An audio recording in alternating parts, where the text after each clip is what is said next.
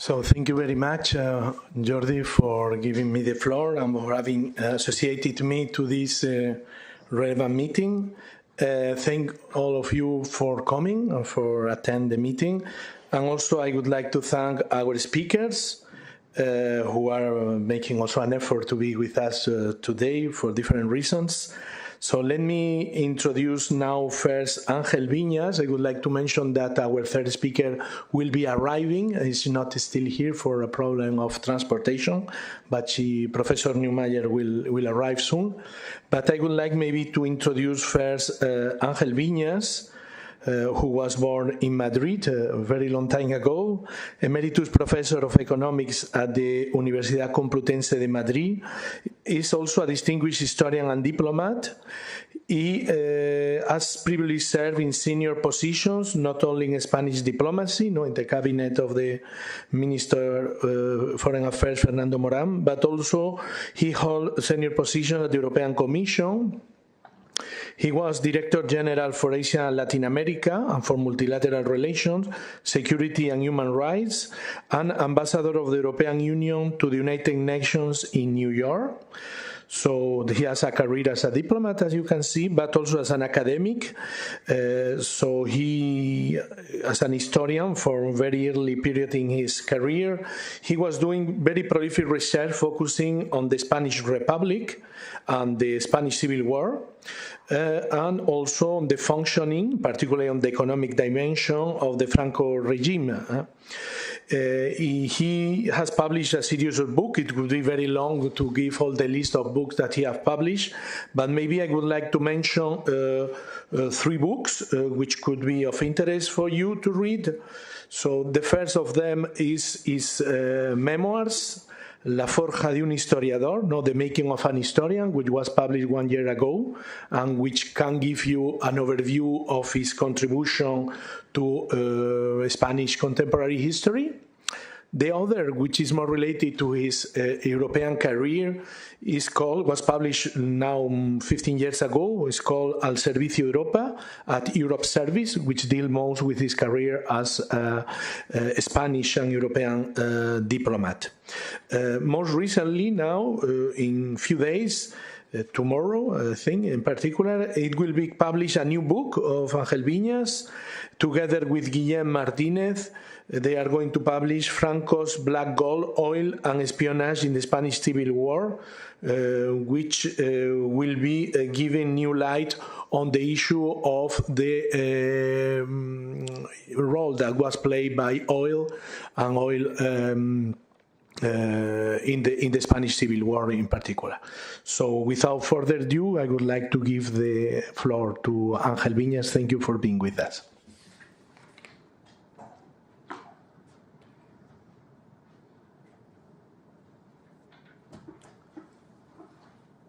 Mesdames, Messieurs, je remercie la Maison de l'Europe et l'Europe de m'avoir invité à participer à cette conférence.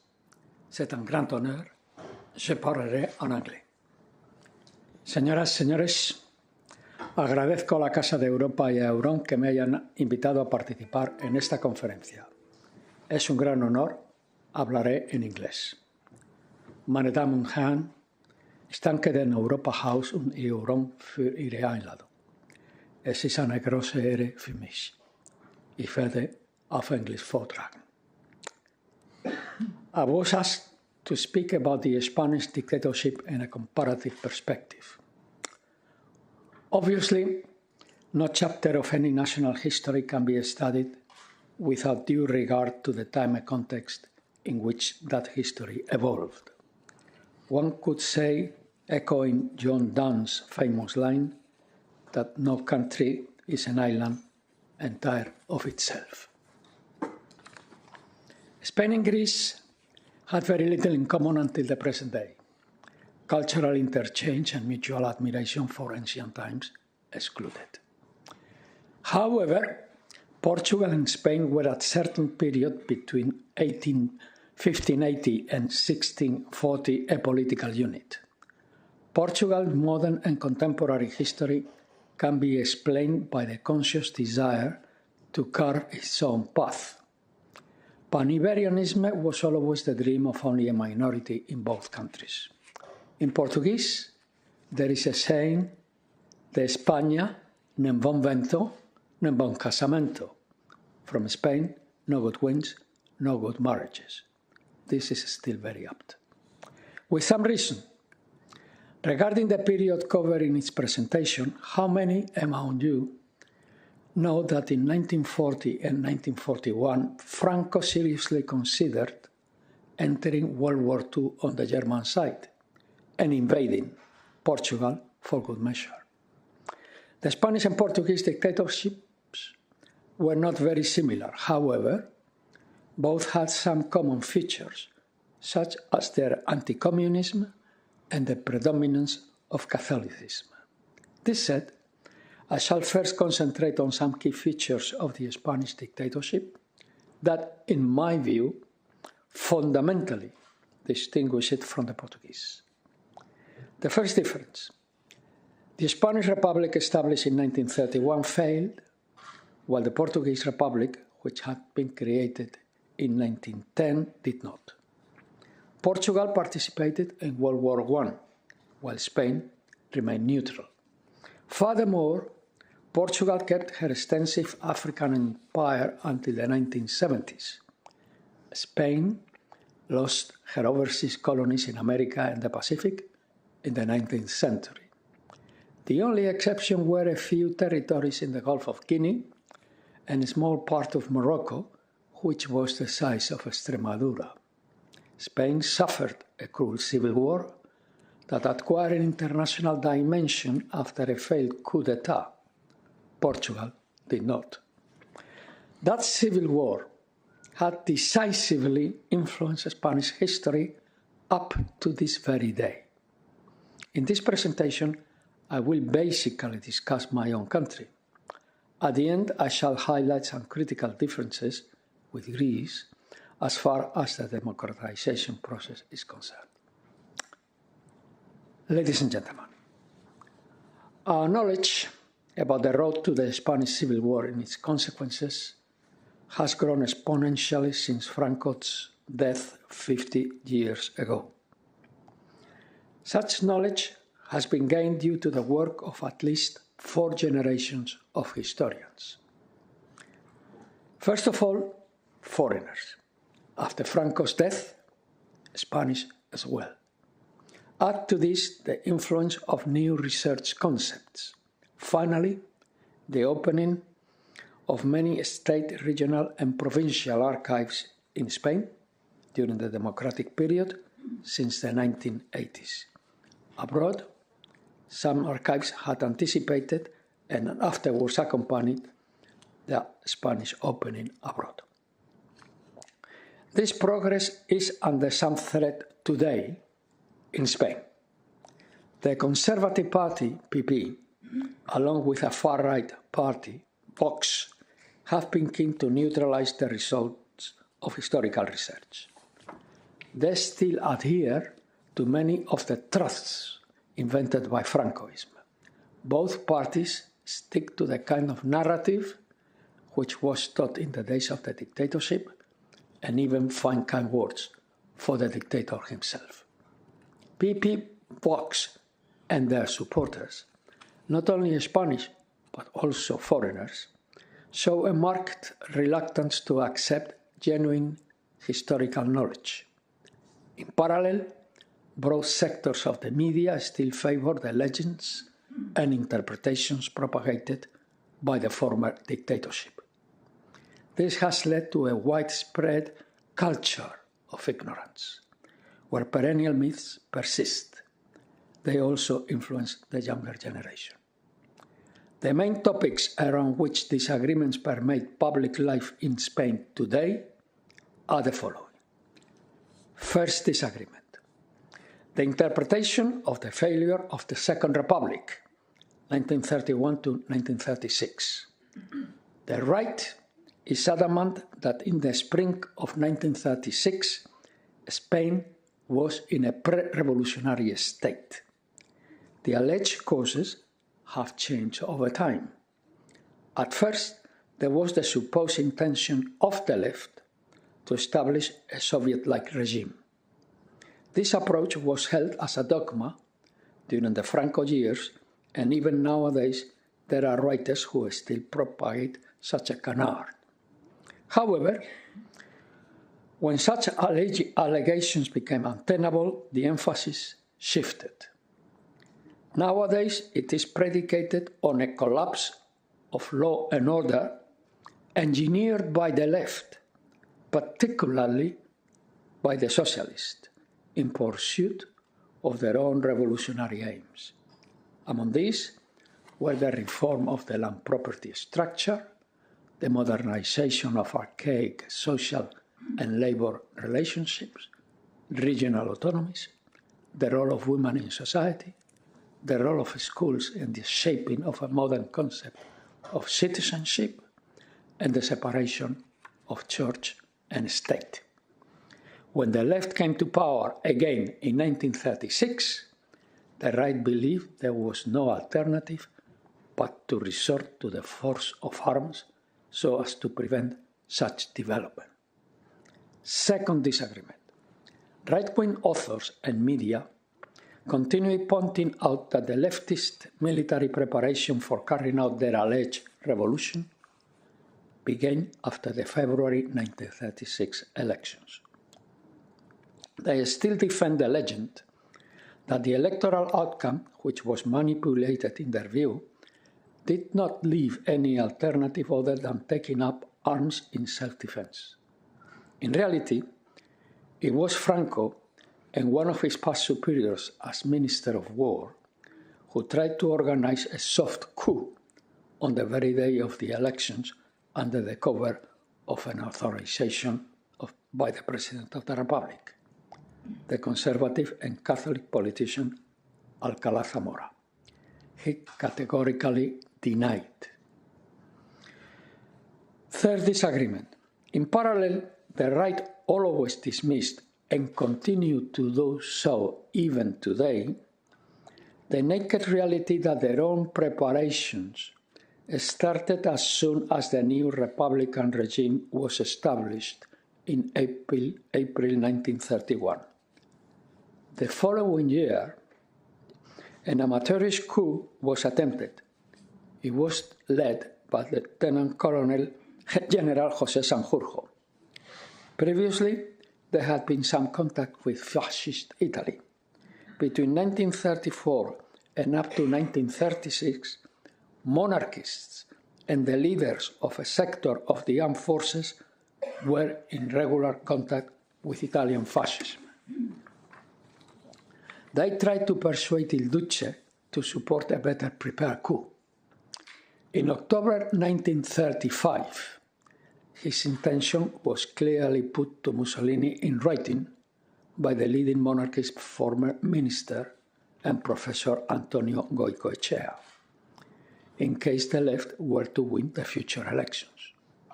Any historian can consult the plans in the archives of the Farnesina, the Italian Ministry of Foreign Affairs. Fourth disagreement. As soon as Il Duce finished his war of conquest in Abyssinia, he turned his attention to Spain. On the 1st of June 1936,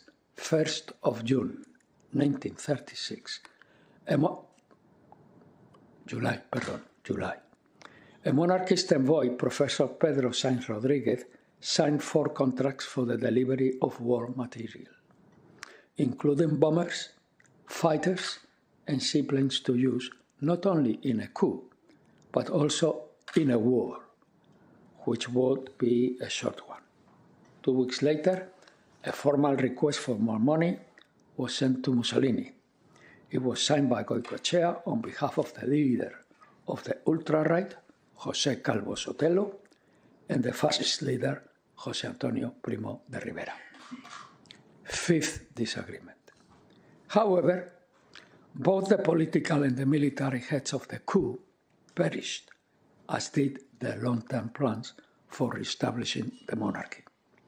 Calvo Sotelo was killed on 13th July by disgruntled policemen in an act of reprisal. On 20th July, Lieutenant General Sanjurjo died in an airplane accident, basically due to the great incompetence of his pilot. The way opened up for Franco, who had known about the conspiracy since at least the beginning of 1935, if not earlier. On 23rd July, he sent emissaries to Berlin to implore Hitler for assistance. The Führer decided in his favor 2 years later. It has taken me more than 50 years to explore the ins and outs of that decision. At the end of July, the first signs of fascist and Nazi interventions were already visible. They enabled the insurgents to make rapid advances in the peninsula, in part thanks to the passage of men and significant amounts of war equipment from Spanish Morocco. The air bridge was in operation until February 1937. Sixth disagreement. Unable to achieve a rapid victory, Franco became convinced that a long war was his best option. This was achieved 2 aims. The first one was to destroy the Republican army in the battlefield. Secondly, it would test his generals' tolerance for a prolonged conflict. Franco was well aware that he had entered the war with a monarchist army. He wanted to finish it with an army duly indoctrinated in pseudo-fascist mythology and loyal to him. His victory was enormously facilitated by the inhibition of the Western powers, in particular the UK, France, and the US, to help the Republic, as well as by the massive support in manpower and weapons given to Franco by the fascist powers. On a related topic, a friend and I are publishing a book tomorrow. We have explored the supplies of oil and transport material mainly originating from the US. Without oil, ladies and gentlemen, planes don't fly, ships don't sail, and trucks don't run. Seventh disagreement. Republican resistance was sustained by the disparate left-wing parties and workers' mobilization, the international brigades, and the intermittent support of the USSR with war material and military advice. This had been interpreted as a proof of Stalin's aims to threaten Western Europe from the rear guard. In spite of a massive body of literature by right-wing historians, both foreigners and Spanish, which started during the Civil War, I have disproved this canard in 6 books on the basis of archival material from Russian to British, German, Italian, French, and Spanish archives. The fascist powers counteracted this intermittent Soviet support by increasing their efforts while laughing at the impotence of the League of Nations.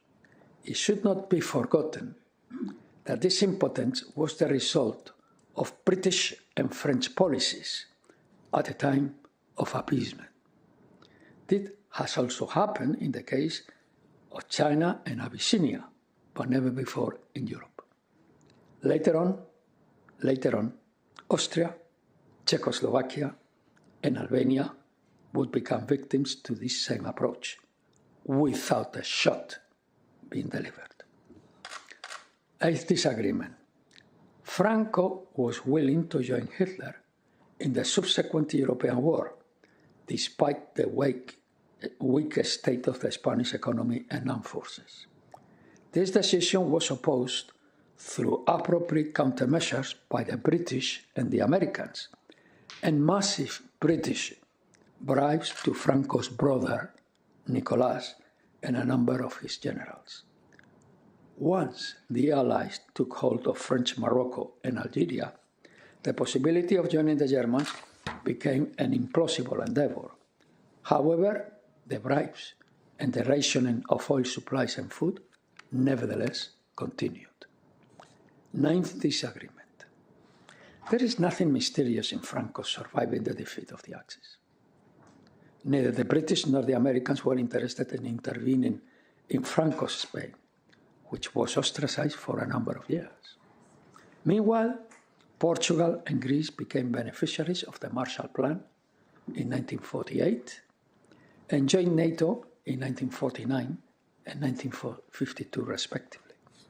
The Spanish people had to suffer another year, 1946, of famine on a scale almost as medieval as in 1939 to 1942. This has conclusively been improved by Professor Miguel Ángel del Arco from the University of Granada. In the new Cold War climate, Franco's proven anti-communism flourished. He finally became an attractive partner for the USA. After a fragile UN condemnation of his dictatorship collapse in 1951, the Americans took the initiative. Bilateral negotiations started, and 3 agreements were made public in September 1953. 10th disagreement. Those agreements were only the proverbial tip of the proverbial iceberg. After 4 were kept in utmost secrecy. They covered all areas of interest to the US military. Spanish autonomy was restricted in ways which were never made public. I put all of this, along with the necessary documentation, in the public domain in a number of books and articles I published between 1979 and 2005. Nevertheless, I never had access to the military negotiations. The Spanish Ministry of Defense has been adamant in forbidding consultation of this primary source. It continues doing so today. US political, military, and economic support determined the further evolution of Spain. But Washington was never seriously interested in promoting democracy. Ladies and gentlemen, I would fail as a historian if I didn't refer to the Francoist politics of vengeance, to use the expression coined by my good friend and noted British historian, Sir Paul Preston. This is the most controversial disagreement between left and right in Spain today. Those policies of vengeance were conceptualized before and during the Civil War. They were consistently applied until the end of the 1940s. They were meant to make the defeated pay for having attempted to speed social, political, and economic changes. Terror had to be instilled among the population so that the left would not be able to regain power for at least 25 to 30 years. I mentioned this time estimate that was made in August 1936 by one of the most sadistic and repulsive officers of all, Captain Manuel Díaz-Criado. The pro-Republican majority had to be destroyed physically, morally, and psychologically. Estimates of assassinations during the war are numerous, but the most accurate ones point to at least 140,000 dead Republicans against around 50,000 on the right. Some 150,000 people were forced to leave Spain to save their lives. Deaths on the battlefield amounted to between 150,000 to 200,000. Deaths from illnesses and deprivations are difficult to estimate, but 350,000 to 400,000 is a likely number. Therefore, human losses amount to some 900,000 people out of a population of almost 25 million. Economic repression, still imperfectly studied, affected hundreds of thousands as well. Deaths continued to accumulate after the war due to a number of factors.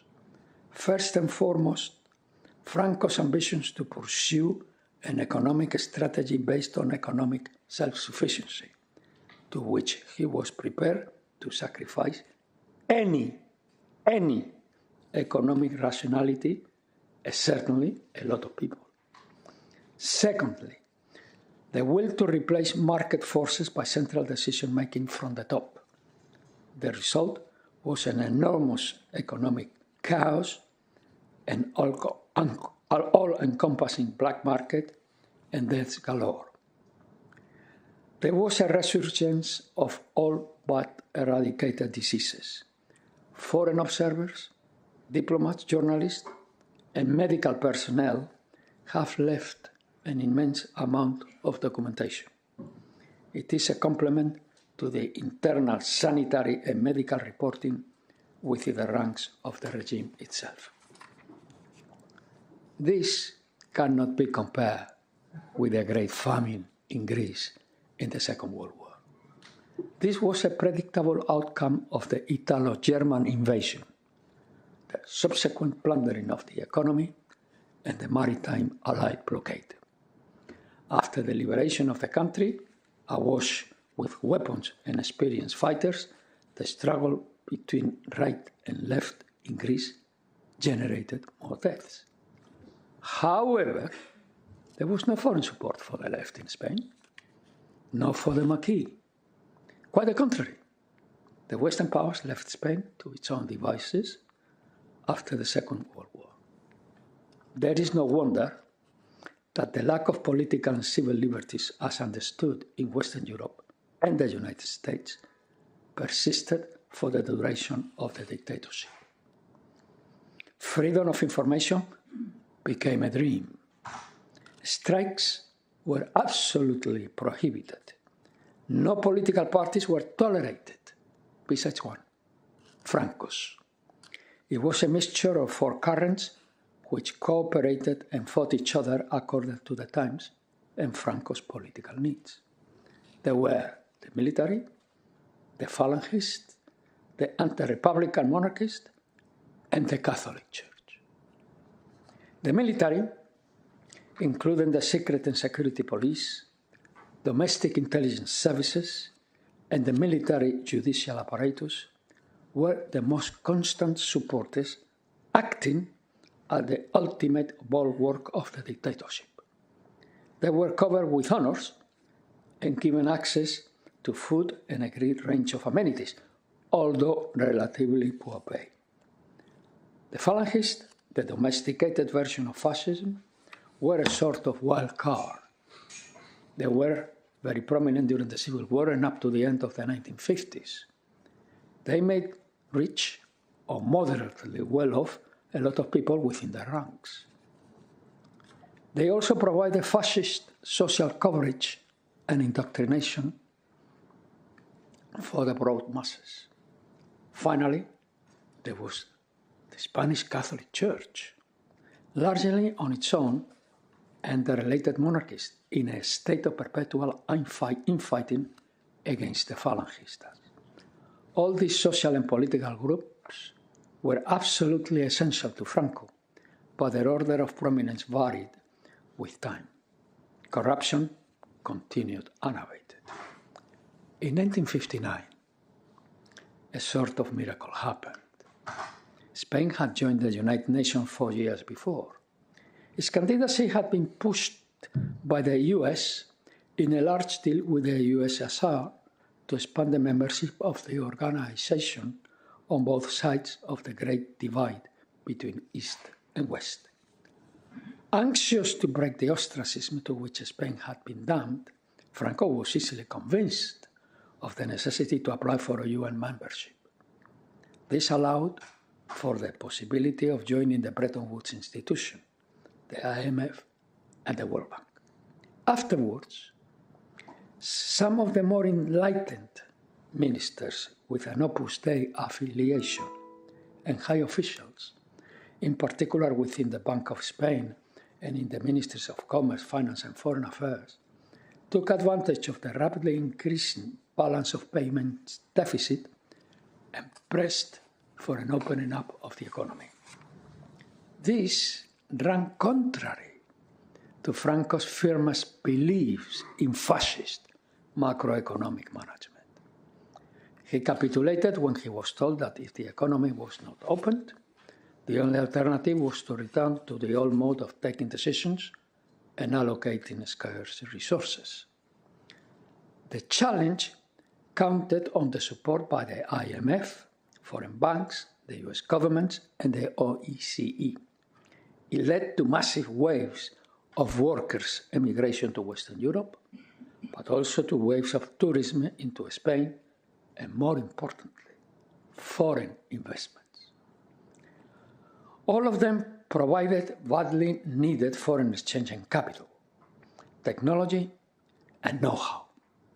In some 10 years, Spain surged ahead in a way that Greece and Portugal did not. Spanish society became more and more exposed to foreign influences. Political opposition reawakened, and powerful social and workers' movement arose. Except by brute force, the dictatorship could find no other means of maintaining law and order.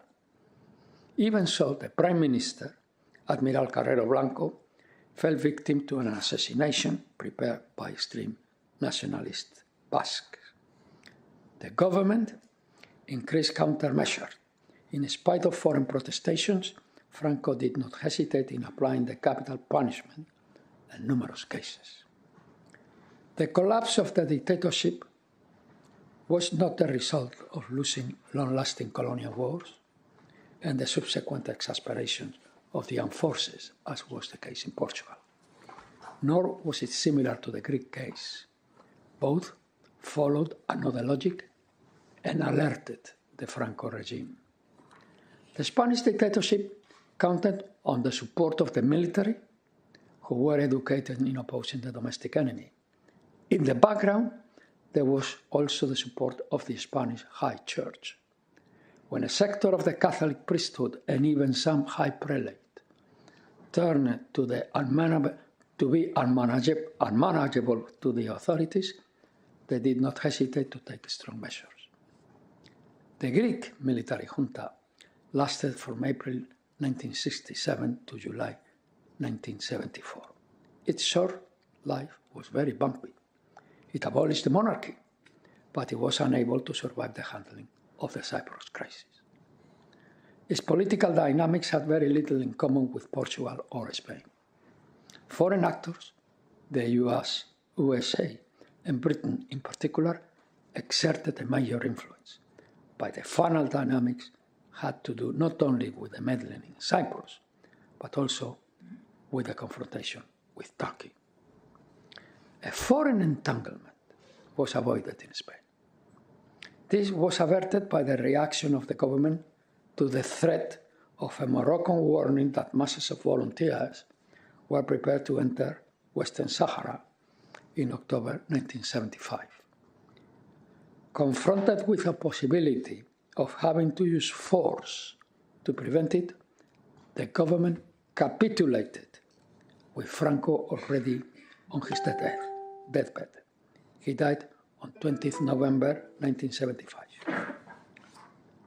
Ladies and gentlemen, my thesis is that Spain is a rather unusual case in Western Europe. So is her evolution to democracy. Coincidence in time does not mean parallel evolutions in separate political entities. We know that most of the Spanish and foreign economic and political powers believed that there was not much interest in supporting Franco. The previous need for him had evaporated. Social and political unrest had become detrimental to their investments in the Spanish market. Western Europe was evolving in a direction in which an undemocratic regime would have been increasingly difficult to tolerate. Even before Franco's death, the Spanish clandestine overtly tolerated oppositions, although not a communist, were finding more and more understanding abroad. Spain had become isolated in a Western Europe where the only dictatorships were beyond the Iron Curtain. The solution was ante portas, through the reintroduction of a political system compatible with Western European US values. This became the order of the day between the tolerated opposition, in which groups of enlightened Francoists dominated, and the non-tolerated, i.e., the socialists and particularly the communists. The path chosen was to pass from a pre-constitutional system with a head of state chosen by Franco to a constitutional one which could be validated by the Spanish people. French, German, American, British, Italian, and Portuguese diplomats and intelligence services had to work overtime. The report have allowed historians to reconstruct to a great extent the history of the so-called transition to democracy in conditions of popular pressure from below, not known in Spain since 1936. Basically, it all depended on making the communist a legal party that could compete with others in fair and free elections. This meant replacing the system created by Franco by a constitutional system to be approved by the Spanish people. The king opted to choose a former Falangist as the future head of government, Adolfo Suárez. This happened in 1976. It is to the credit of Suárez and the political leaders of the still illegal political parties that they engineered a mechanism to give the people the opportunity to task a government with the daunting challenge of creating a new constitution. It took a year. At the end of 1978, it was approved in a referendum. A Republican alternative was not put to the vote. Serious analysis of the causes and consequences of the Civil War and the Franco dictatorship did not take long time to start. Exploring the killings of the past began in 1977-78. Afterwards, a new generation of historians in and out of the university started on their own without government help. After 2000, they were joined by a social movement which started disinterring the corpses of those killed by gunmen, the police, and armed forces, the Guardia Civil, and the Falange in July 1936 and the subsequent Civil War. These two movements changed the methods of historical research, incorporating into it the knowledge gained by experts in chemistry, physics, and forensic medicine. In 2007, the socialist government of José Luis Rodríguez Zapatero was able to pass through Parliament a first law of historical memory. The right opposed it furiously. Since then, this kind of approach remains a bone of contention among left and right. After a long void, the current government has provided a new law in 2023 which should expedite discoveries. The corpses of Franco and the Falangist leader have been removed from their tombs in a pharaonic monument to the glory of Franco and his so-called crusade against the left. The battle for the truth regarding the Francoist repression is nowadays being shaped by new, or rather old, right-wing forces supported this time by the current US administration. According to recent statistics, 2,660 graves have been so far been located, of which 1,300 have not yet been explored. The estimated total of graves amounts to some 6,000. In the last 25 years, 17,000 victims have been identified. An estimated 12,000 human remains might still be additionally recovered. The battle for the truth regarding the Franco repression is nowadays being shaped by new, or rather old, right-wing forces supported by the current US administration. With new vigor, that battle for memory is fought in the media, by internet, and ultimately in the hearts and minds of all Spaniards. Neither the Second Republic, nor the Civil War, nor the Franco dictatorship are in danger of being forgotten. Thank you very much.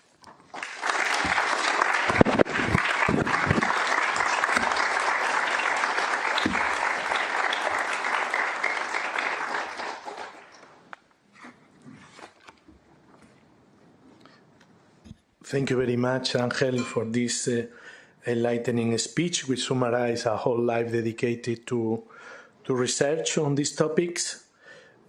Now, without further ado, I will move to the second speaker, Professor Víctor Fernández Soriano, who is Professor of Contemporary History at the Université Libre de Bruxelles, ULB. He earned degrees in History and Art History from the Universidad Complutense de Madrid and completed his PhD on the history of European integration at ULB's Institute for European Studies. He has served as a researcher at both the Humboldt-Universität zu Berlin and the University of Luxembourg. His research focuses on human rights in European and international politics during the second half of the 20th century. He is the author of the book Les fusils Olivier, Les droits de l'homme en Europe face aux dictatures méditerranéennes, published in 2015, and co-author of the 1969 Greek case at the Council of Europe.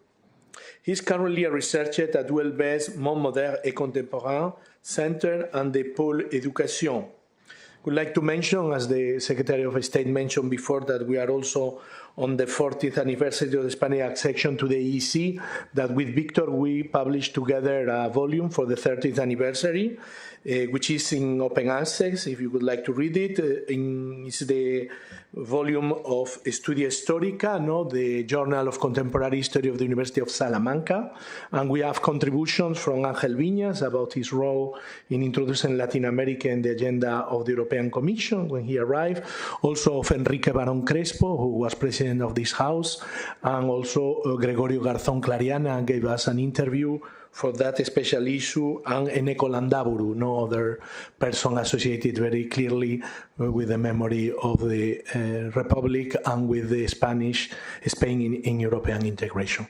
So without further ado, I pass the word to Victor. Thank you.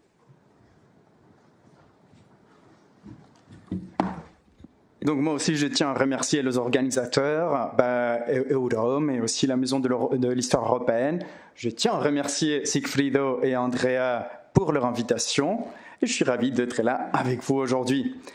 Of course, I'm going to speak in English.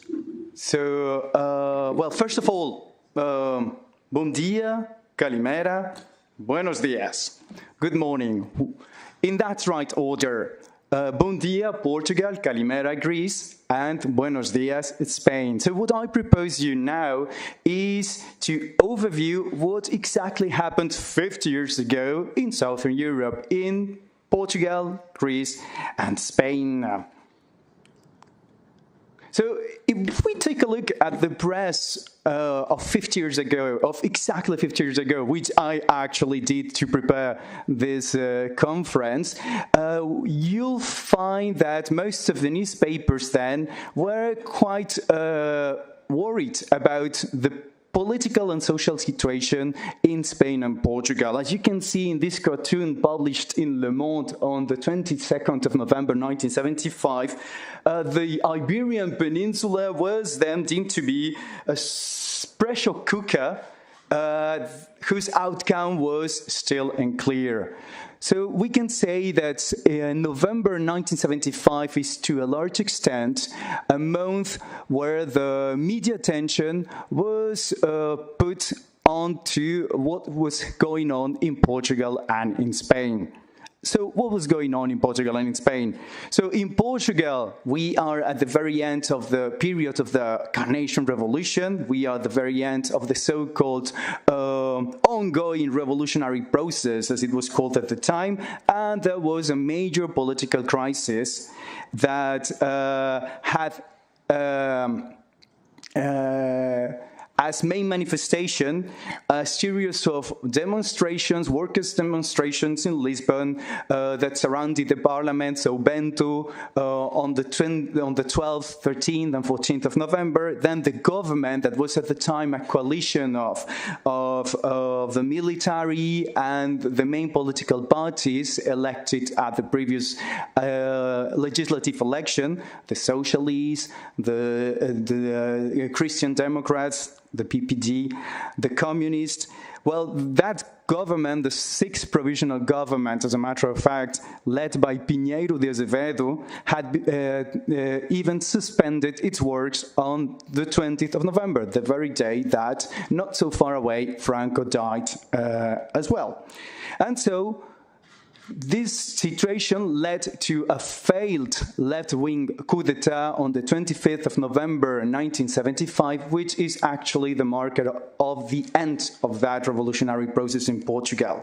In Spain, well, you know the story. Franco was dying in his bed, surrounded by his family, but actually the international media were quite worried about what would come to the political forum in Spain after Franco's death. They speculated a lot about Franco's succession. His designed successor, as you know, was the King Juan Carlos. And so we find a lot of comment, discussion, and editorial fuss in the newspapers of November 1975 about what was going to happen after Franco's death in Spain. And that, you have to put it also on the background of the colonial conflict that also had an impact on the events in both Portugal and Spain at the time. In the case of Portugal, November 1975 also marks the end of Portuguese colonial rule in Africa. The last colony to receive independence was Angola, whose independence was granted on the 11th of November, had been set up for that day at a previous agreement some months ago, the Alvor Accords. And that fact also triggered out the Angolan civil war. So it kind of had an impact on what was going on in Portugal back then. And in the case of Spain, we have the question of the Western Sahara.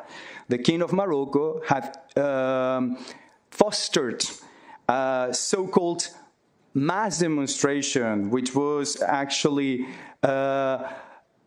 also a military intervention called the Green March that started on the 6th of November 1975 officially, and that also led to a series of gatherings in Madrid, the Madrid Accords of 14 November 1975, that set up the status quo for the Western Sahara also during the same period. So that's why we can see cartoons like this, and actually there are many more. I actually went through the pages of Le Monde, Le Soir, La Libre Belgique, New York Times, The Guardian, and we can see most of the cartoons depicting the situation in Spain and in Portugal, and also this colonial dimension.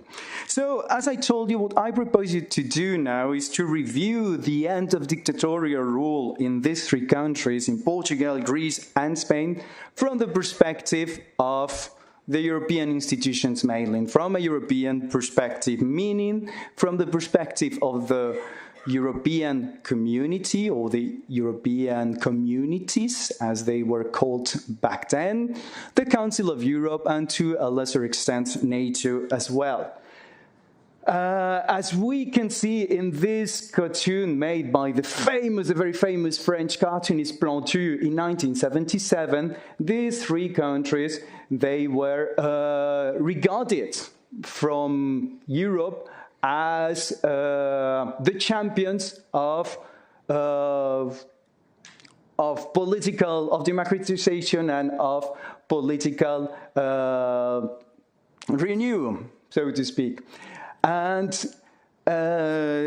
why these three countries? Why Portugal, Greece, and Spain put together? So the three countries shared indeed some common features, quite obvious. They went through processes of political transition, processes of democratization from far-right regimes, far-right dictatorships. They three were Western allies, Portugal and Greece even NATO members. They were also human rights anathema. They were anathema for the human rights activism and also for anti-fascism. And also, in the three cases, social movements and mass demonstrations played a key role in the transformations that led to the achievement of democratization. And also, they, of course, identified with a Western role model of democratization expressed throughout their singular processes of democratization, of transition. With that being said, actually, the main reason why we put them together is time.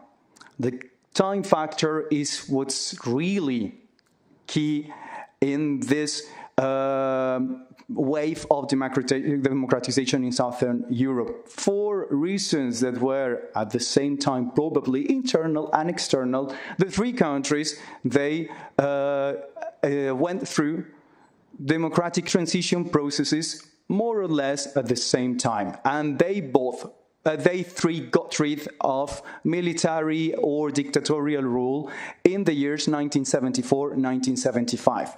So the chronology is what's really what really bonds the three cases.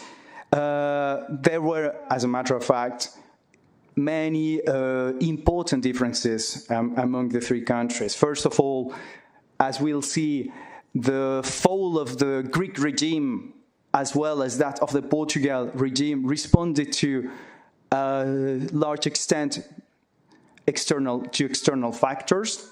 Cyprus, in the case of Greece, the colonial wars in the case of Portugal. Also, transition was faster in the Greek case than in the others.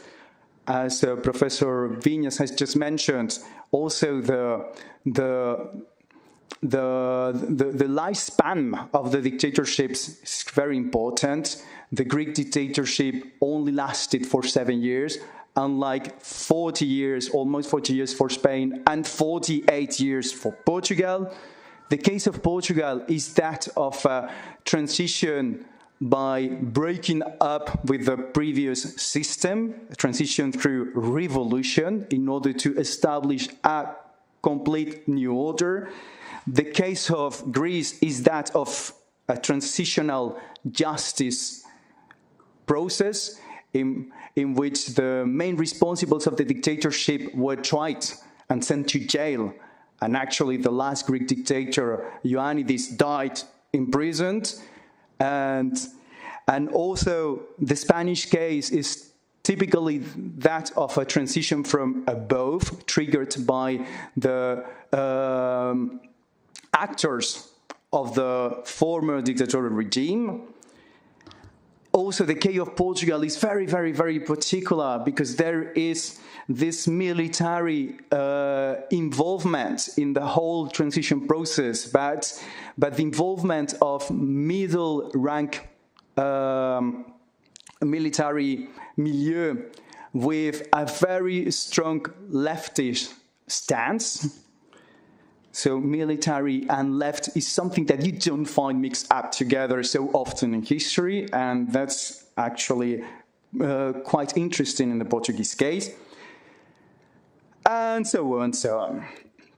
Let's take a look at each country individually. Well, first of all, Portugal. Well, probably you know that on the 25th of April 1974, there was a military uprising led by mid-rank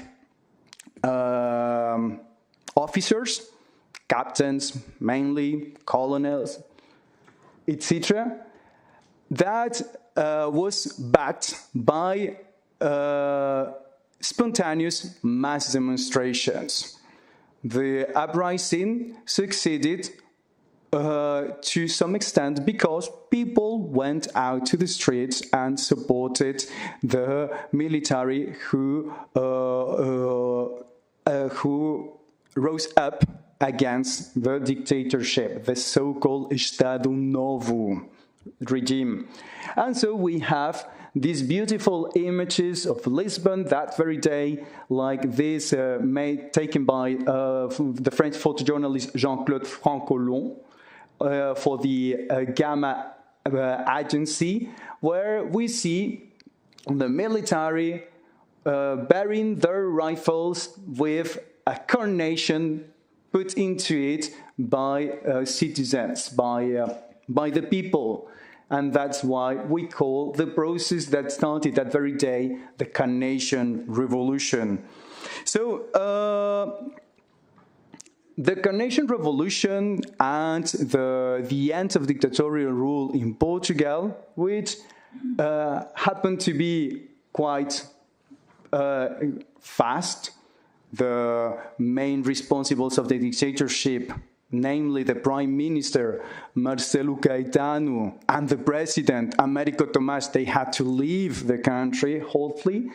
And so a new, first a new National Salvation Junta composed by the main responsibles of the uprising, but who immediately invited political parties to participate into the process, was established. And so these news were received quite positively by the European public opinion and the European governments as well. However, as the situation in Portugal turned more and more, complicated, more volatile, Portugal became a sort of a Cold War conundrum for the European countries, as it represented a challenge of a Cold War challenge, since we have a very strong left represented by some of the leading figures of the revolution in the army, and also by the Communist Party, that called for a profound transformation of the Portuguese politics and of the Portuguese economy. And on the other hand, we have the representatives of parliamentary European-like democracy that coexisted throughout the whole period.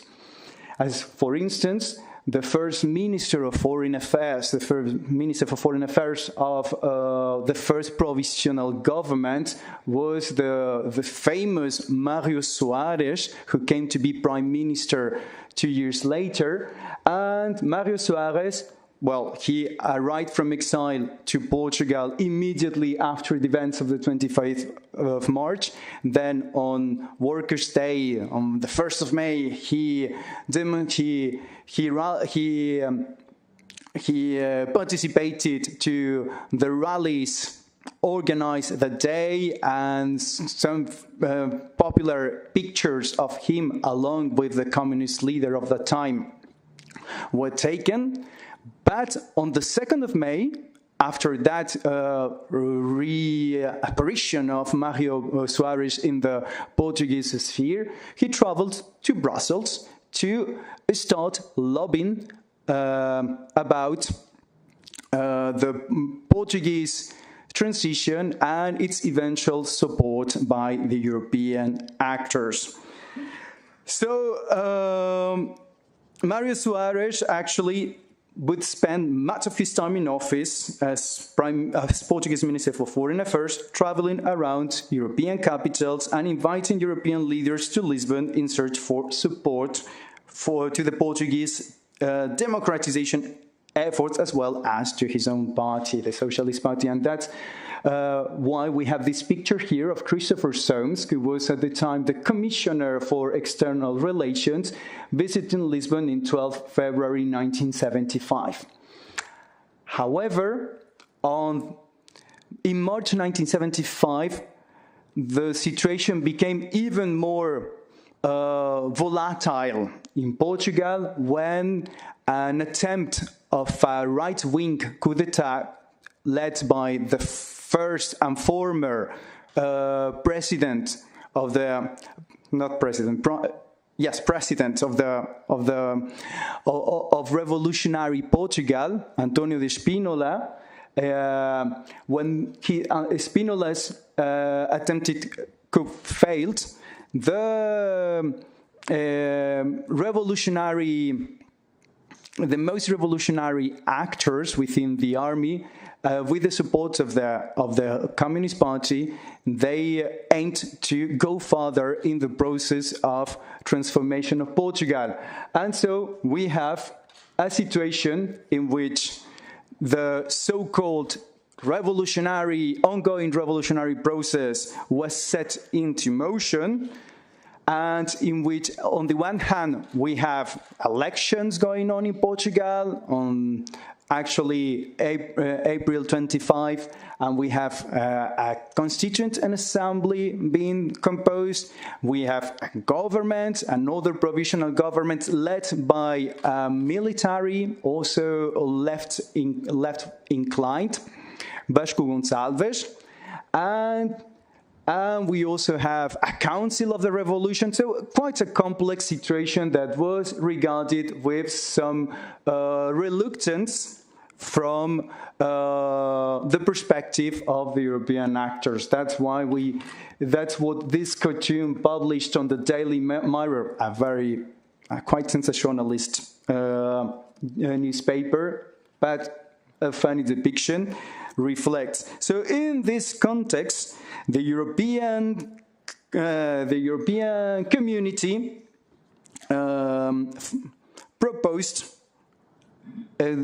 developed a wait-and-see attitude that the Commission at the time described of being one positive but cautious. Let's be cautious about what might happen in Portugal.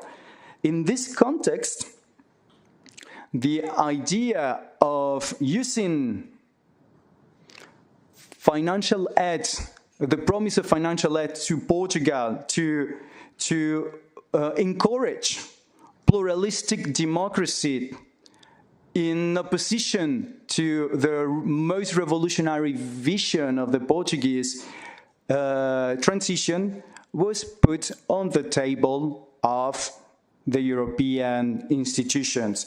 And so, in the months that followed March 1975, the internal situation in Portugal brought the talks on European community investment being linked with that idea of pluralistic democracy. After the first democratic election that actually occurred on the 25th April 1975, during a period that the historiography calls the hot summer of Portugal, verão quente, the EC decided to adopt a clear stance prompting Portugal to adopt pluralistic democracy. The Commission took the lead, and at a meeting of the joint committee between the European Commission and Portugal, because actually Portugal was then bound by a commercial agreement, by a trade agreement with the European community, the Commission proposed to the Council to open negotiations on an emergency aid to Portugal that should avow pluralistic democracy. At that time, in the report that the Commission addressed to the Council, she said, it is clear that in the current international political context, only the community is in a position to take initiatives which are not only wide-ranging and effective, but also acceptable to an important sector of Portuguese opinion. Emergency aid of this kind should be seen clearly in the perspective of the establishment in Portugal of a pluralistic democracy and the community's interest in giving her effective support to achieve this end. If Portugal were to abandon this objective, or if it were to become unachievable, the reasoning in favor of aid would lose all its validity, stressing that of the EC. So in the Portuguese context, the European community clearly took position in favor of the more moderate forces in the revolutionary context of Portugal, especially in support of the most Europeanistic figures, such as Mário Soares, but even such as the Minister for Foreign Affairs that succeeded him, Melo Antunes, who was also military. And that's how it came up with the idea of allowing Portugal financial aid of $150 million, if I'm not wrong, at an interest rate of 3%, which actually would to be granted by the European Investment Bank. And this is actually also quite significant because for the first time the European Investment Bank would allow financial aid to a country that was neither a member of the community nor an associated country, nor an associated partner either. And that's what happened in Portugal after the events of November 1975, after the second failed coup d'etat that was a left-wing one, led by paratroopers and other forces within the army, and that led to the stabilization of the political situation in Portugal. Okay.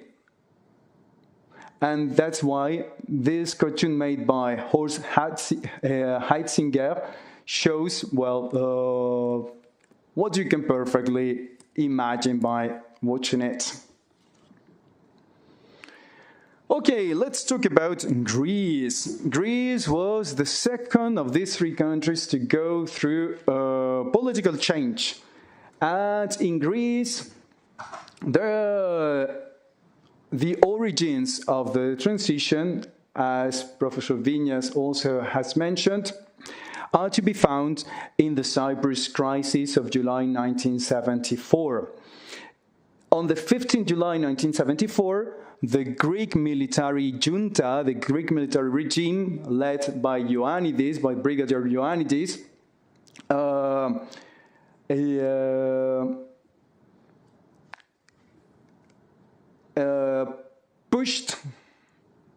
provoked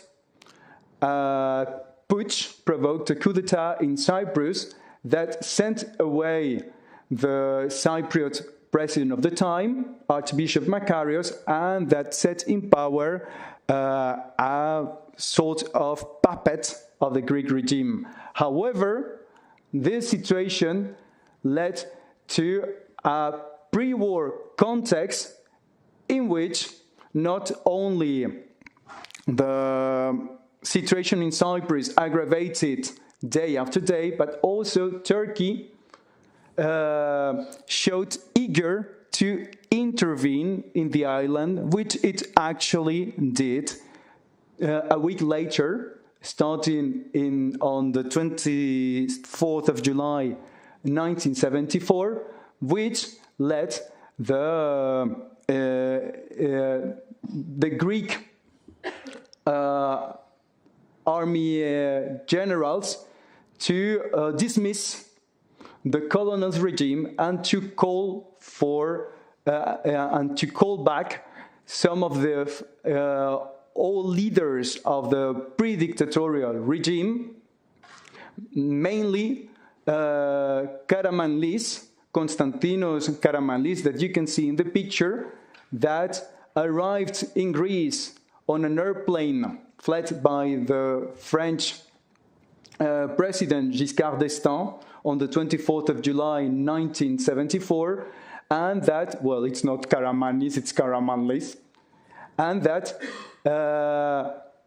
orchestrated, that took the lead in the fast democratization, in the fast political transition of Greece. So the European attitude towards Greece was that of encouraging political change, of course, but it was one of over-enthusiasm, so if so to speak. The European actors contemplated the Greek situation in the days that followed the downfall of the colonels in the summer of 1974 as a sort of restoration. Restoration, we don't know exactly what, because of course not a restoration of the monarchy. Greece remained indeed a monarchy. Restoration of democracy, yes, democratic restoration, but the problem is that the parliamentary system, that's so-called democratic system of Greece that existed prior to 1977, had been much contested also internationally. But anyway, there was this idea that democracy had been restored in the cradle of democracy, because this rhetoric of Greece as being the cradle of democracy also played an important role. And so the events in Greece were observed with contempt and, as I said, somewhat over-enthusiasm by the European institutions and European actors in general. Greece that had quit the Council of Europe, or had been forced to quit the Council of Europe in 1979, reacceded to it in November 1974. Also, it sent also the relations between the European community and Greece that had been mildly frozen during the years of dictatorship, they turned back to normal, and a Greek request of membership arrived to the European community in June 1975 that was immediately acknowledged as a positive step, and that opened a process of negotiation that happened to be quite fast if we consider the economic and structural situation of Greece during those years, and if we compare it to the later negotiation processes of Portugal and Spain. And what we see here is on the right, Karamanlis, in one of his famous walkabouts in Greek cities before the first parliamentary election that took place on the 17th November 1975.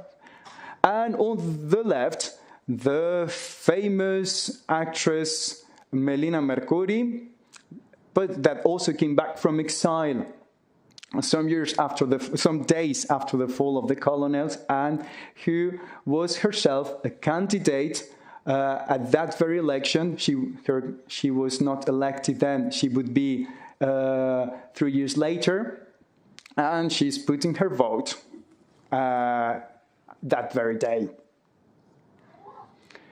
Finally, Spain, 1976. So, oh, sorry. Okay, let's go for it. If you're a Spaniard, you are very familiar with this image.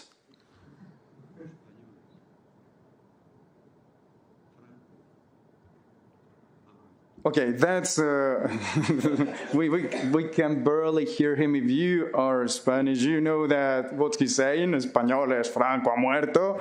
That's the Prime Minister Carlos, the head of the government, the Presidente del Gobierno, as it's called in the Spanish system, Carlos Arias Navarro, who announces the death of Franco on television on the 20th November 1975. And this is an image taken for the Associated Press agency in the streets of Madrid of the day after. Two men reading the headlines. So actually, Spain took a lot of ink and a lot of paper in the press of the autumn of 1975. The situation in Spain was particularly seemed particularly interesting for the press of those months. It is all important to mention that the relations between Spain and the European community and the Western partners in general had been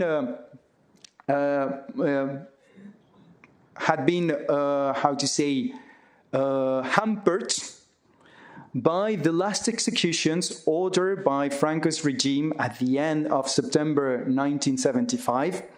Namely, on the 27th of September 1975, the 5 last executions of the dictatorship were achieved, which led to a wave of unrest, of international unrest. Well, it had already triggered international unrest in the days before, but on the 28th, 29th September 1975, there was much unrest in response to show disgust, to show disapproval of what had happened in Spain all over the world, whereas in the West or in the East, for instance, here in Brussels, well, the embassy of Spain was taken by a group of students that got into the premises of the embassy, and also some civil servants of the European Commission manifested right next to where we are on the 29th of September 1975 to protest against Franco in front of the Commission headquarters. Many of them, they sent letters to the president of the Commission, François-Xavier Ortoli, urging to suspend negotiations with Spain, and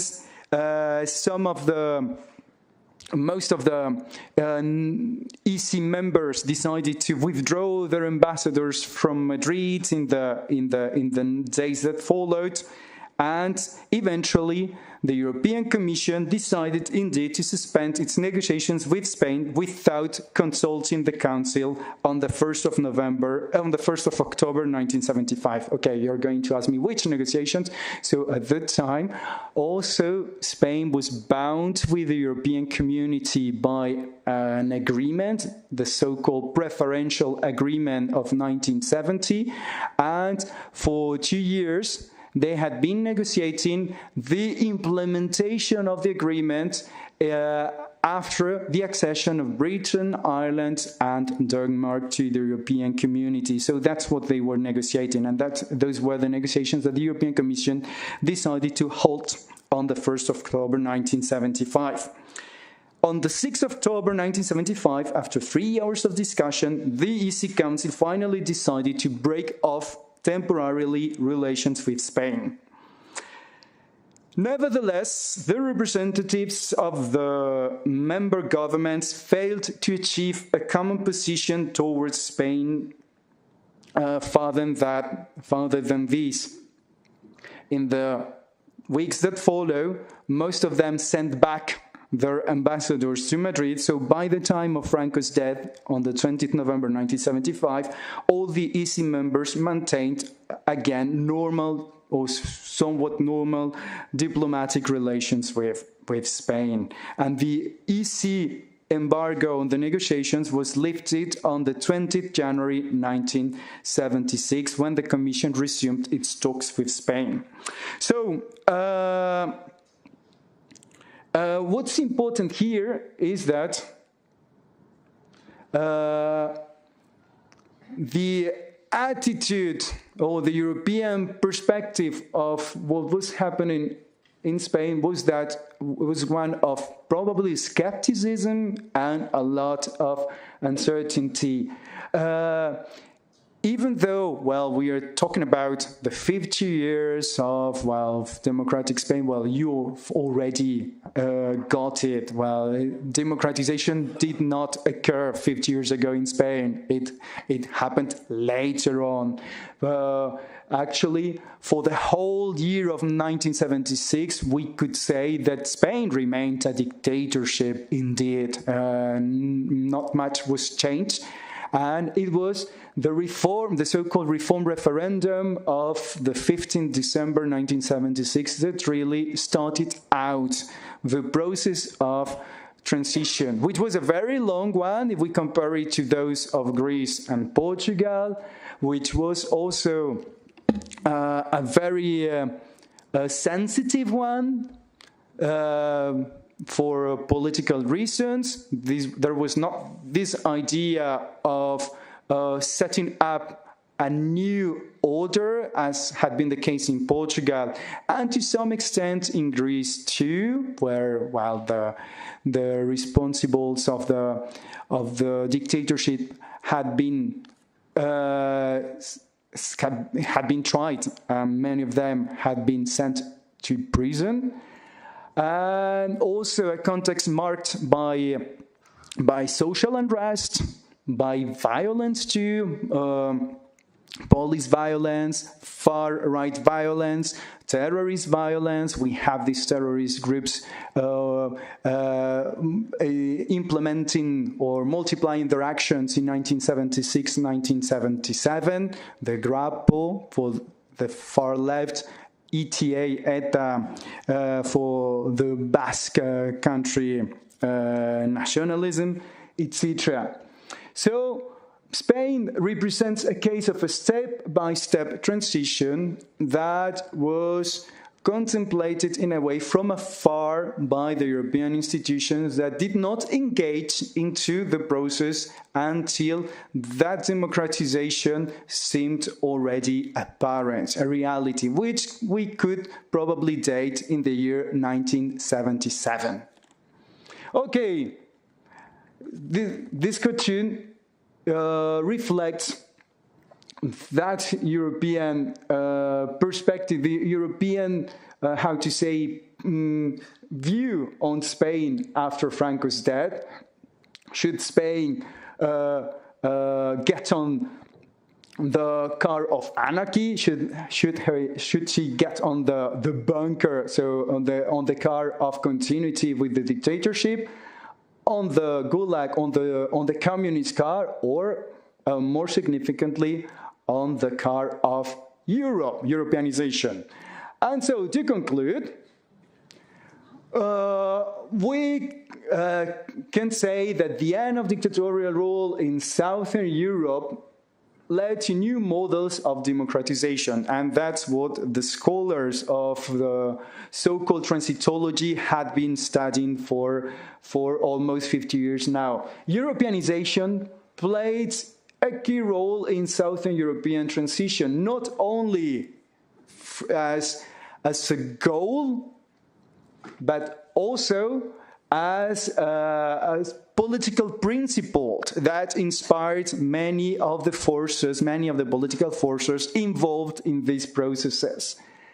And quid pro quo, we could also say that Southern European democratization also contributed to the political progress of the European community, the so-called constitutionalization of the European community, as the idea that in order to be a member of the European community, a country had to be an accomplished Western-like democracy based on human rights and rule of law also had an impact on the internal transformations of the European community during those years that eventually led to the first democratic election of the European Parliament in 1979. And that's a wrap for it. Thank you for your attention.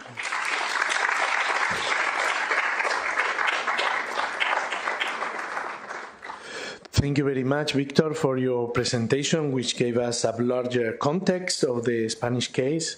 Now, I would like to introduce Professor Laure Neumayer, who just arrived from Paris. She's Professor of Political Science at the University of Picardie, Jules Verne, in Amiens, France. Her research lies at the crossroads of the sociology of European integration and memory studies, with a focus on Central Europe. She studies the historical memory of communism on a European scale, the political use of the past in Central Europe, and the reconfiguration of anti-communism after the Cold War. Her publications include the criminalisation of communism in the European political space after the Cold War, Condamner les passés, mémoire des passés autoritaires en Europe and Amérique latine au XXe siècle, and transnational activism and the globalization of anti-communism after 1989, which was recently published. She's now currently also in charge of a project dealing with the impact of illiberal democracy on the European Union, if I'm right, no, French project. So thank you very much for making the effort of coming. I would like to say also goodbye to Professor Viñas, who have to leave for medical reasons. He has a medical appointment. He told us he would not be able to stay until the end. So thank you very much. The floor is yours.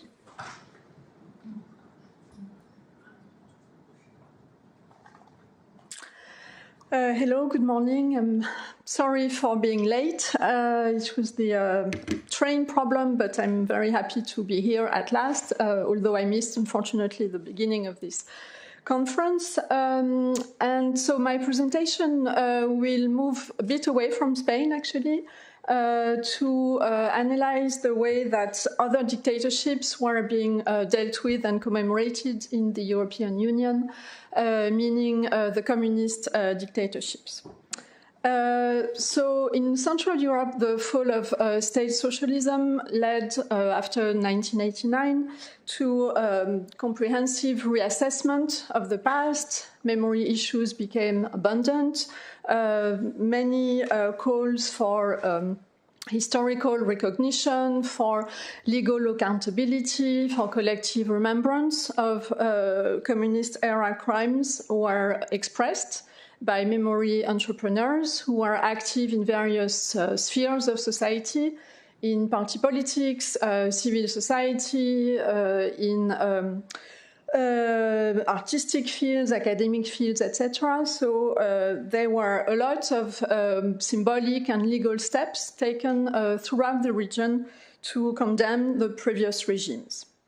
So they were, as I said, quite diverse decommunization policies which were implemented in those countries.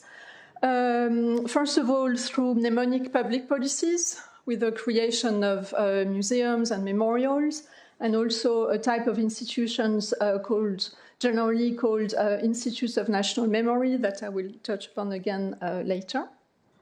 And as a whole, the restorative justice focused on victims was favored over retributive justice focused on perpetrators. Victims of human rights violations were granted reparation, restitution, rehabilitation in various modalities, of course, depending on the country. But the perpetrators were sanctioned in limited ways. There were especially legal reasons, political reasons, practical reasons for this fact, and apart from trials, which were very few, some actions were still implemented to try to shed light on the security apparatus, their inner workings, the way individuals collaborated with them in various capacities.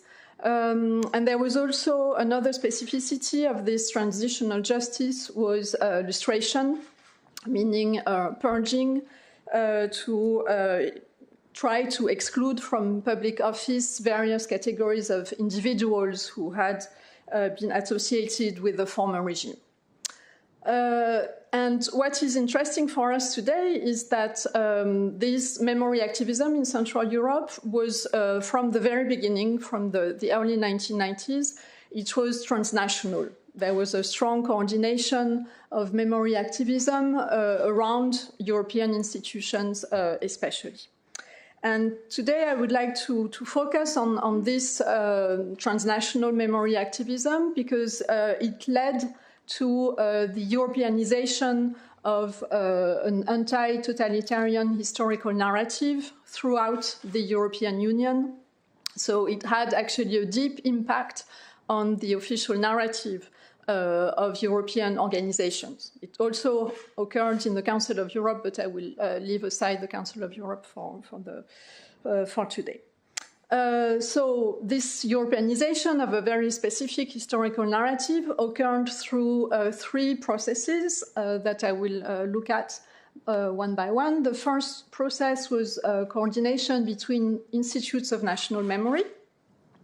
The second process was the adoption of parliamentary resolutions condemning communism and its legacies in the European Parliament and the Parliamentary Assembly of the Council of Europe, but again, I will not go into the details there.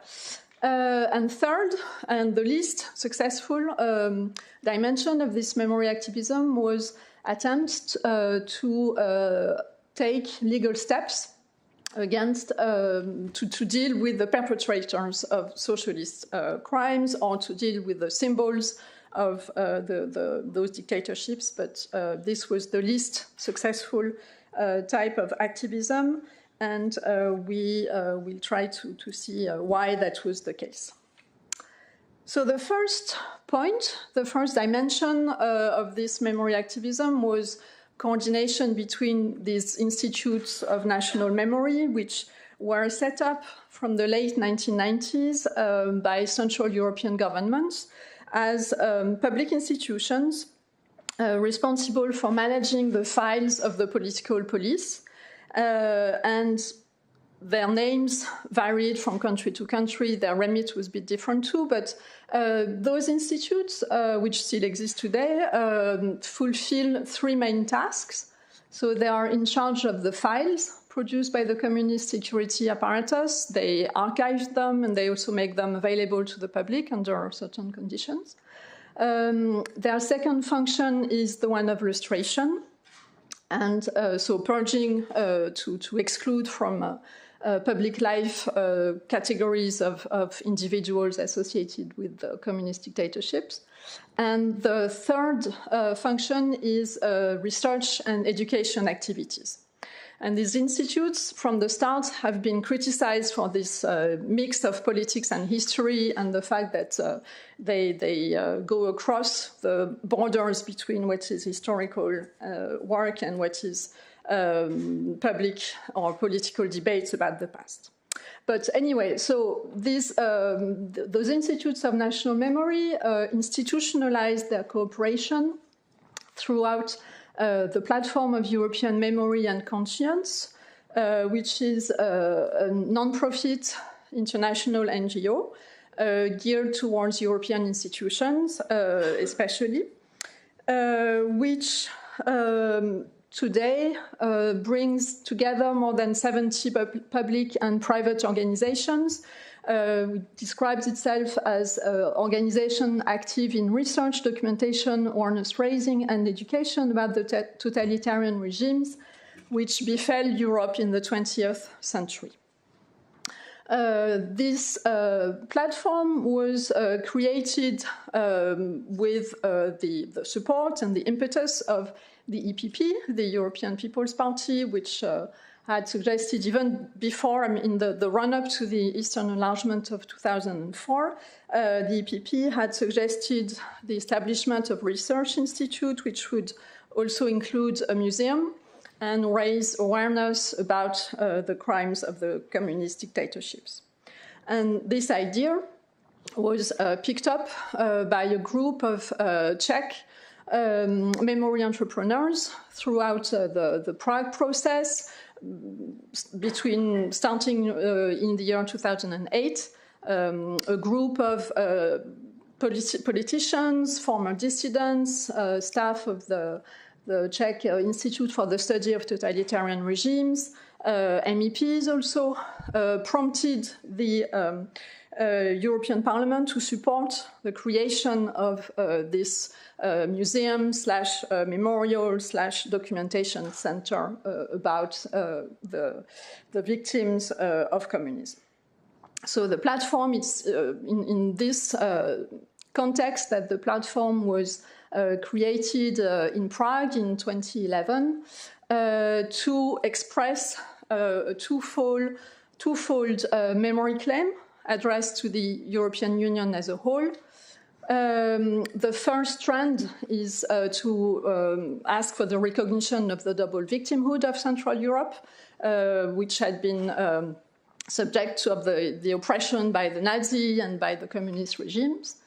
And the second part of this memory claim is to have European organizations endorse totalitarian interpretation of communism, which puts it on a par with Nazism, regardless of differences between countries or between historical periods. So that is the platform aim, and it's a knowledge-based interest group. It could be described like that, and it carries out activities which are characteristic of this type of interest group. So a few examples of policy-oriented and networking events. For example, in 2022 in Prague, a conference about Russia's hybrid war against the democratic world. In 2017 in Paris, a conference to commemorate the 100th anniversary of the October Revolution and to denounce the legacies of communism in contemporary Europe. And there are a lot of these events, which are regularly organized by the platform. The platform also published, sorry, I went too quickly, organized traveling exhibitions. 3 of them have been put up so far. The first one was about totalitarianism in Europe. It was started in 2012, and it has been traveling throughout Europe and North America since then. And it also published a textbook called Lest We Forget, Memory of Totalitarianism in Europe, which first came out in 2013 and then was expanded in 2021 with new chapters on France, Spain, Italy, and Albania during the various dictatorships that existed in those countries. So the platform is a unique case, actually, of very structured and coordinated memory activism mainly directed towards the European Parliament and the European Commission. The second dimension of this memory activism, which, if I can go to the next slide, yes, was the adoption of parliamentary resolutions in European assemblies to condemn communism and its legacies. And that came about in a context where the European organizations started to include Europe's dark past in their historical narrative to make the Holocaust the negative founding myth of European cooperation, to quote Klaus Leggevi. And in the 1990s, the European Union especially imposed a mnemonic accession criterion to its future member states, which were requested to critically assess their complicity in the Holocaust, to give greater visibility to its victims. And it is against this background that memory activism started first at the Council of Europe and then in the European Parliament after 2004, because the Eastern enlargement mainly benefited conservative groups in the parliament, the EPP especially, which included new representatives from Central Europe who immediately strove to reshape the official historical narrative. And it was a very conflictual process. It was not at all an easy path for them because their vision of history directly clashed. So that was an EPP impetus again.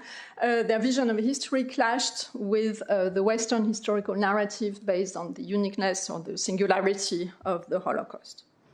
And those memory activists were accused by the left, by militants of the Jewish cause also, of minimizing Nazism or downplaying also the complicity of some parts of Eastern European societies in the extermination of European Jews.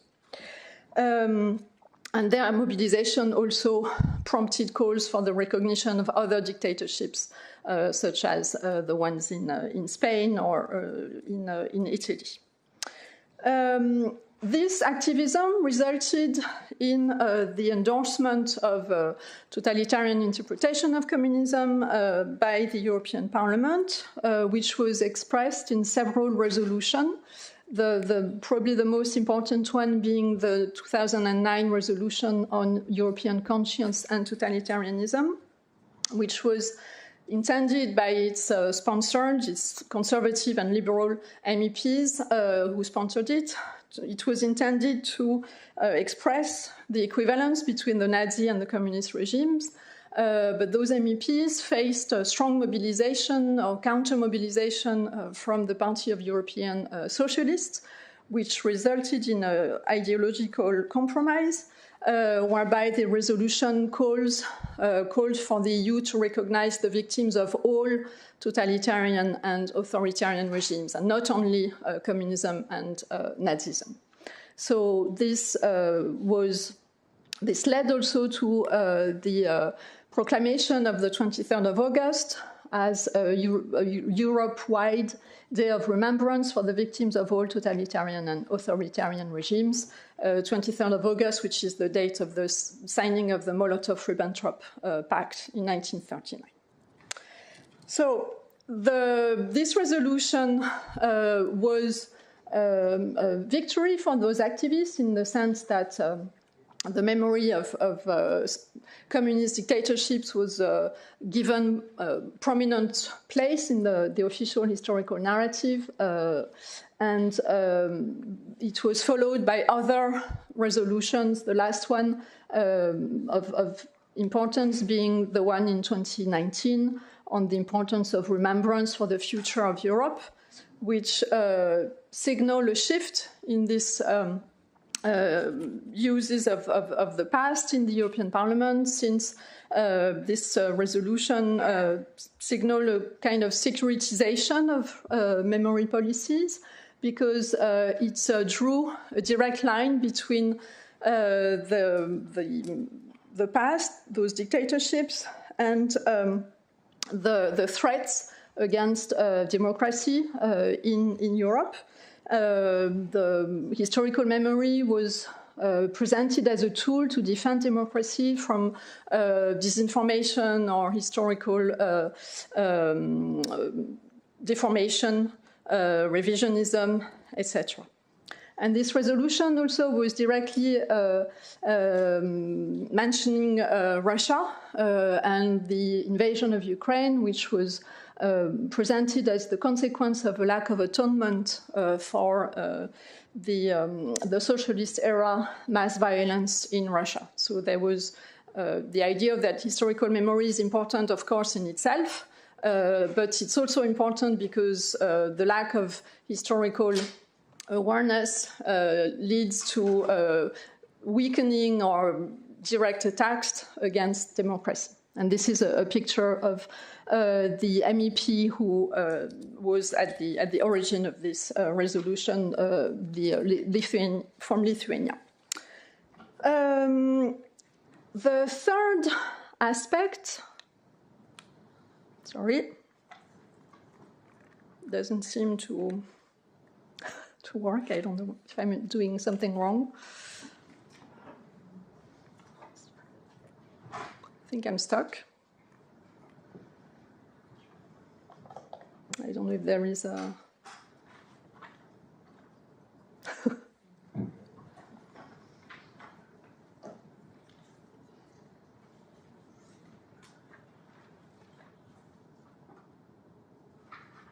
Thank you. Thank you very much. Thank you. So the third aspect of this activism was attempts to take legal steps, or to have the EU take legal steps to deal with socialist legacies. And again, that was following policies in Central Europe, in some Central European states, to prohibit the denial of communist crimes, or to prohibit also the presence of communist symbols in the public space. And memory activists try to have the EU use those type of, or replicate those type of policies, but they were unable to convince the European Commission and the EU Council to expand those prohibitions to communist crimes, and again for a mix of legal and political reasons. Their second objective in the legal dimension was to try to revive the legal proceedings which had been brought against former communist leaders or security apparatus leaders. So some trials had been organized at the national level in Central Europe, which had been inconclusive for the most part. And the Platform for European Memory and Conscience tried to have those legal proceedings revived, especially through a project called Justice 2.0, which was launched in 2015, with the aim of creating a court in the European Union to judge former communist leaders. But that idea has not been implemented. But the campaign has led to trials in national jurisdictions. So it's this campaign, Justice 2.0, which led to trials in the Czech Republic, Germany, and Poland against former border guards responsible for killings of several individuals along the Iron Curtain in the 1980s. So what happened in this with these legal initiatives was that remembrance was used as a substitute for legal treatment of communist crimes in the EU. There was a program called Active European Remembrance, which was created in 2007 during all those debates about the legacy of communist dictatorships. And again, this policy was created with the support of this memory activist, but also in a very conflictual way. It was, first of all, a success of these activists, because in 2007 they managed to have Stalinism included in a remembrance policy that was initially designed to commemorate the victims of Nazism. So that was something that they had been actively promoting. But in 2013, the program was renewed, and again, some conflicts arose as to the scope and the perimeter of the program, and its only focus on Stalinism and Nazism, whether this was too restrictive, and whether other periods of European history should be included in it, in this program, fascism, colonialism, slavery, etc., which led to a large scope when the program was renewed in 2013. So it included initiatives that reflect on the causes of totalitarian regimes, commemorate the victim of their crimes, which was already the case before, but also activities concerning other defining moments and reference points in recent European history. So the program was lost in a way its initial focus on those only Stalinism and Nazism. So to conclude, I think we can say that this Europeanized memory activism was partially successful. It was successful, first of all, because it contributed, or it led to the endorsement of a totalitarian perspective on communism by European institutions with this anti-totalitarian narrative, which has become really the core of the official historical interpretations put forward by the EU. And this issue of communist crimes and totalitarian legacies is still present on the EP agenda, especially through the activities of an informal group called On European Remembrance, led by the Lithuanian MEP who was behind the 2019 resolution, which organizes exhibitions or conferences through the celebration of historical anniversaries in the European Parliament. But this success is partial because, well, first of all, because there were no legal steps taken by the EU against the perpetrators of these crimes, and also because these actions, these symbolic remembrance activities, really have a Central and Eastern European flavor to them. They don't have a big resonance in the wider European space. The commemorations of 23rd of August or the 25th of May, which is the date when the Polish army officer and intelligence agent Witold Pilecki was executed. So these dates are commemorated mainly in Central Europe, although they are supposed to be Europe-wide days of commemoration. So the vision of history put forward by these memory activists has a regional rather than a pan-European significance. And the second limitation of this activism is that the anti-communist cause was in a way diluted in the European institutions into a blanket condemnation of all totalitarian and authoritarian regimes.